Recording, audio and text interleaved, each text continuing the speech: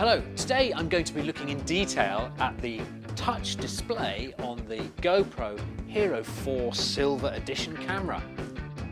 Adorama TV presents Capture the Action with Martin Dorey. Hi there, my name's Martin Dorey and you are watching Adorama TV. Today I'm going to be fiddling about with the touch screen display on the Hero 4 Silver Edition camera.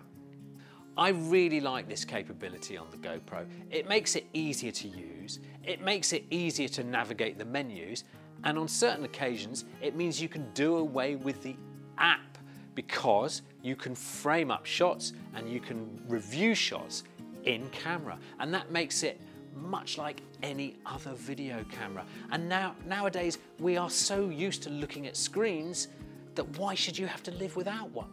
I rest my case.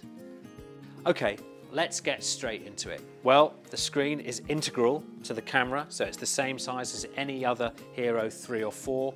It looks quite nice, and it starts working straight from the power up. And there you go, straight into it, right from the off. Now, that screen is using up battery power, and as we know, battery power is a precious thing. So when you're not shooting, or you don't need to look back at anything, or don't need to see what the camera's seeing, you can power off the screen just by pressing the little button there and power back up again whenever you need it. That's pretty handy. Now, in everyday operation of the touch screen, there are a couple of moves that you'll do well to remember because it'll make your life a lot easier. Swipe left to display the camera mode. Swipe up to open the settings for the current mode. And tap to turn on settings. Swipe to the right to see the last shot files. To lock the display so you don't accidentally change anything, press and hold the screen for 2 seconds. To unlock the screen again, tap it and drag the orange circle into the circle. One of the functions I really like is being able to double tap to change the field of view. Now, in 1080, you can double tap and change it from a wide field of view to a medium field of view to a narrow field of view. Now, it's the nearest thing this camera's got to a zoom, and I think it could be really useful for framing up.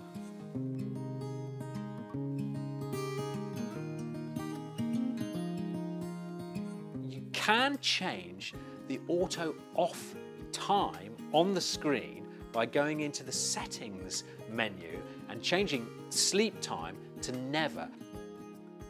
Now, this is going to be pretty useful. For example, if you're going to be putting the camera into a waterproof housing where you won't have access to the touchscreen, but you still want to frame up.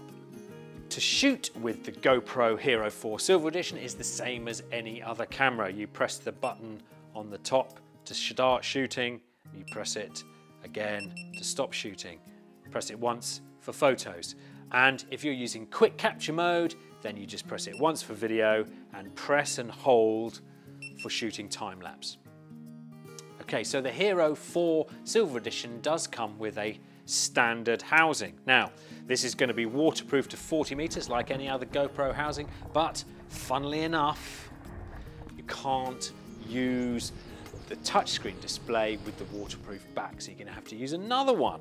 This is when setting the screen to sleep never can be very useful.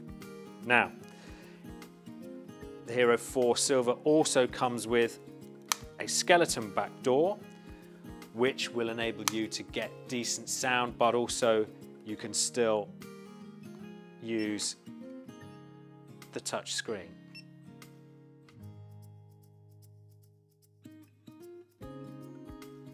But obviously it's not waterproof.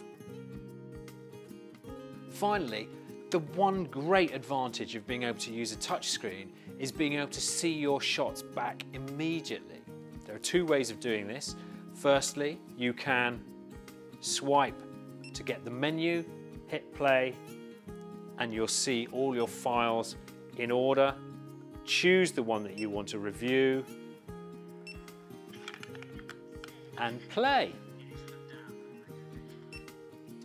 The second way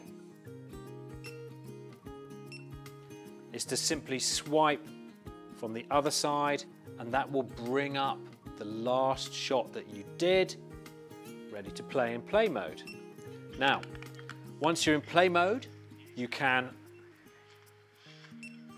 change the volume of the playback. You can play it at different speeds using this button here. Play it at half speed, quarter speed, or 1/8 speed. You can also rewind at normal speed, double speed, 4 times speed, and 8 times the speed. And the same with playing the clip forwards.